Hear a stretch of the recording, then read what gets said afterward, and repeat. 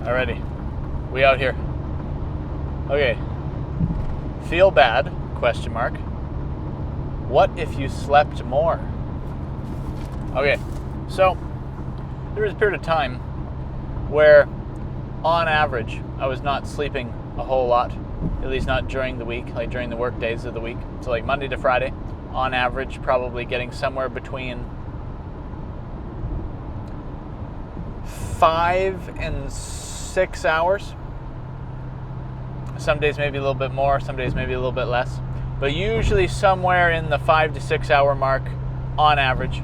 I don't have the data, so I can't give you an exact. But anyway, let's say it's on average somewhere roughly around there. Then I would crash on Saturday, probably sleep in a good amount.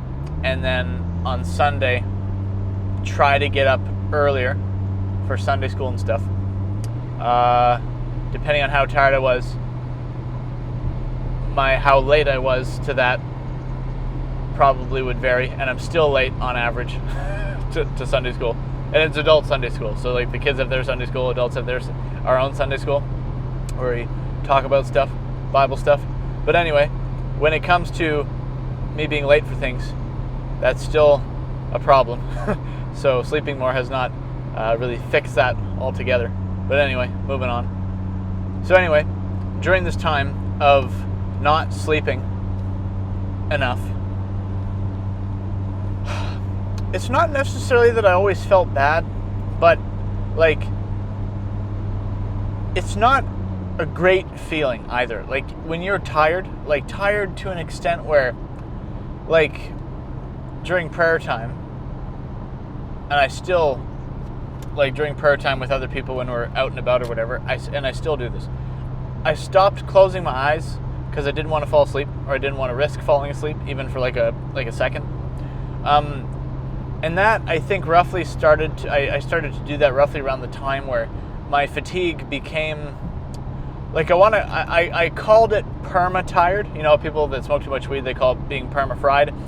For people that don't sleep enough, maybe you could call it perma-tired, because you're always just kind of tired. Like, it's, even if you do sleep in on the Saturday or whatever, like, the overall feeling is still probably generally fatigued. And like fatigued enough where your general state, like I wouldn't want to rest my head on anything because I don't want to risk falling asleep. And I'm still like that, even though I sleep more now, you know. But anyway, it's like, or at least I usually don't rest my head on something for that reason. But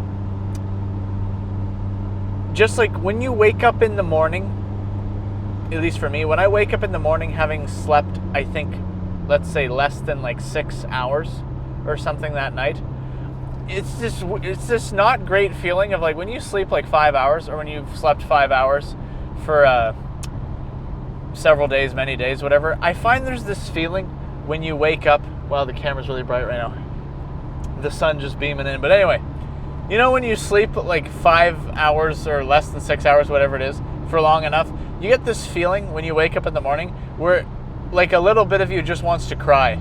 Like part of you just have this feeling that you just want to cry a little bit, just because you're like you're just that the tired feeling is sinking into that level where you kind of want to like just shed a couple tears because you just are not feeling it, you know, because the tired level is setting in that much.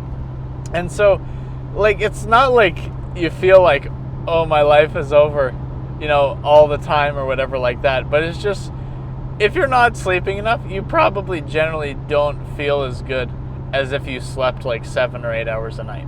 Like if we're just being reasonable. So like if you feel bad, like if you're just not feeling that great in life right now, like there might be a variety of things that are contributing to that, but one of the things that maybe you should consider, if you're not sleeping like 7 or 8 hours or whatever a night, maybe consider sleeping a little bit more. Maybe that'll help. I can't guarantee it. But anyway, food for thought.